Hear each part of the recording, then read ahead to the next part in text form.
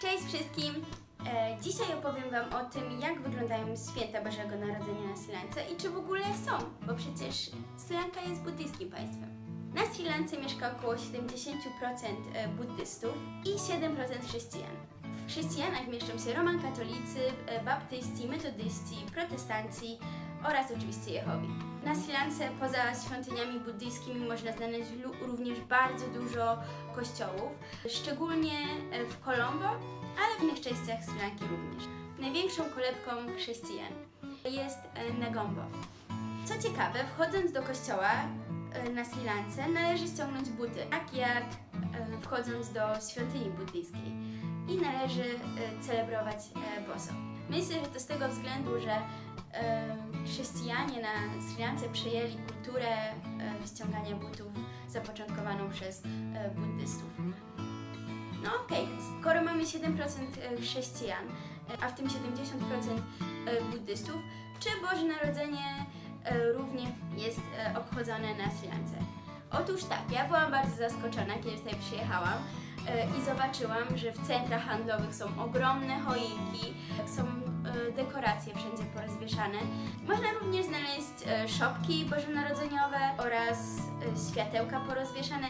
Nie jest ich tak dużo jak u nas, aczkolwiek również światełka można znaleźć. Z głośników w centrach handlowych kłania się świąteczna muzyka. Jest to muzyka w języku angielskim, aczkolwiek osobiście ciężko mi jest poczuć klimat świąt na Sri Lance, bo słyszę muzykę w głośnikach, widzę choinki, dekoracje, aczkolwiek wyglądając przez okno widzę, że jest 35 stopni. Musicie wiedzieć, że dużo rodzin na Sri Lance jest rodzinami łączonymi pod względem religii, wyznania czy też filozofii, bo buddyzm jest filozofią, nie jest religią. Że jeden z rodziców jest buddystą, drugi jest chrześcijaninem. Pytając moich znajomych, kim są, odpowiadali, że jesteśmy wpół chrześcijanami, wpół buddystami. Z tego też względu święta Bożego Narodzenia obchodzone są w części buddyjskich rodzin. Wtedy mają również choinkę, idą wspólnie do kościoła, buddyści razem z chrześcijanami, spędzają razem wigilię, pasterkę. Nawet buddyści, którzy nie są z rodzin łączonych, obchodzą święta, wymieniają się prezentami, potrafią śpiewać kolędy w języku syngaleskim, z tego względu, że po prostu są one puszczane w telewizji, oni potrafią je śpiewać. Buddyści bardzo przejęli tą kulturę Bożego Narodzenia i oni uważają, że Sri Lanka jest multikulturowym państwem, dlatego razem wszyscy celebrują święta Bożego Narodzenia. My święta spędziliśmy w dwóch formach. Jedną z form było spędzenie świąt około 17 grudnia razem z Brianem i Bartkiem, których serdecznie pozdrawiam. Była to dwójka Polaków, którzy przyjechali z couchsurfingu do nas i sprzedawali pierogi na ulicy. Podeślę Wam tutaj linka do nich, do ich kanału na YouTube. Spędziliśmy razem święta, przyszli nasi znajomi, zrobiliśmy wigilię, ugotowaliśmy barszcz ukraiński, pierogów już mieliśmy dość, dlatego tego dnia już nie ugotowaliśmy pierogów. I razem spędziliśmy super święta, super wigilię przed ich wylotem do Malezji. Następnym sposobem spędzenia przez nas świąt Bożego Narodzenia było pójście na pasterkę.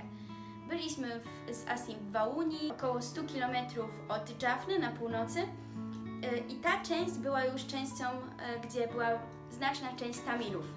Z tego względu, kiedy poszliśmy z Asim na pasterkę o godzinie 12, msza była prowadzona w języku tamilskim. Dlatego ani ja, ani Asi nic nie rozumieliśmy.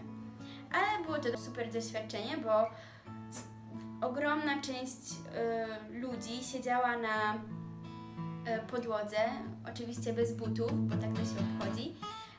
Asi poszedł ze mną do komunii, z tego względu, że wymieniamy się łącznie kulturą buddyjską i chrześcijańską, ale nie było tam komunii, tak jak u nas, tylko ksiądz kładł ręce na głowę.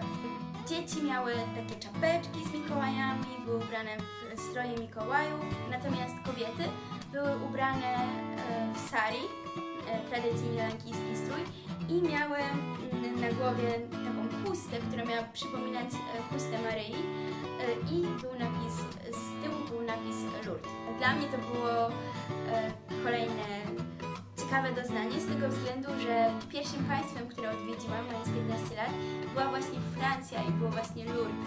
Dlatego dla mnie to był taki szok, że nawet na Sri Lance znają Lourdes i są połączeni w jakiś sposób z tym miejscem. Myślę, że to tyle na temat świąt Bożego Narodzenia. Kolejny filmik będzie o Nowym Roku. Zachęcam Wam do subskrypcji. Na Sri Lance będę jeszcze 2 miesiące, dlatego będzie mnóstwo filmików. I do zobaczenia w kolejnym.